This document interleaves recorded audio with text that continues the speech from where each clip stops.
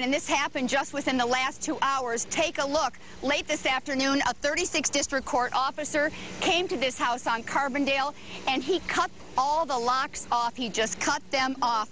This follows a very, very emotional week for 101-year-old Texana Hollis, evicted from her home on Monday, evicted because her 65-year-old son, Warren, failed to pay any money on a mortgage, on taxes, and he admits he ignored many notices from the court about the eviction. We talked to the head of the court, the chief judge of the court today, about how this eviction came about.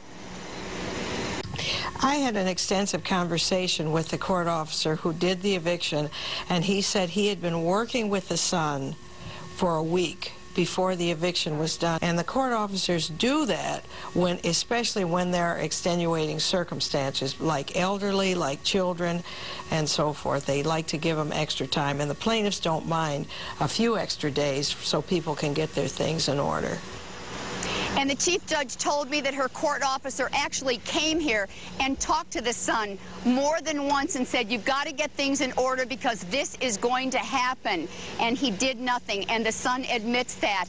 Now, this story, it just evokes so much emotion. There was an outpouring from the community, even from the Detroit City Council.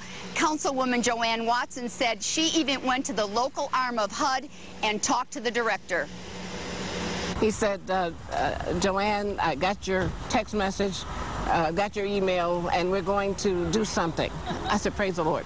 He said, we're going to do something. Eugene Jones, did he tell you he will definitely find her a house? Yes, he made that commitment to me, and I'm accepting. He's a man of his word. Now, this afternoon, just a couple hours ago, as I said, these locks were cut off the doors. I started making calls, and the Chief Judge, Marilyn Atkins, she told me that her court officer told her that the lawyer for the plaintiff being HUD, asked that the court officer come and cut the locks off. They were going to take all the locks off and give the house back to Texana Hollis, and in fact rehab the house as well.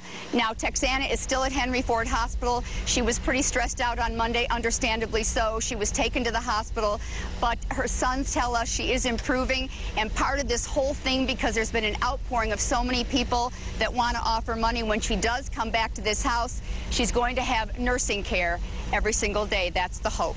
Reporting live on west side of Detroit, I'm Cheryl Choden, Channel 7 Action News. I bet this news is going to help improve her condition even more. I would hope so, Cheryl. Absolutely. Yeah.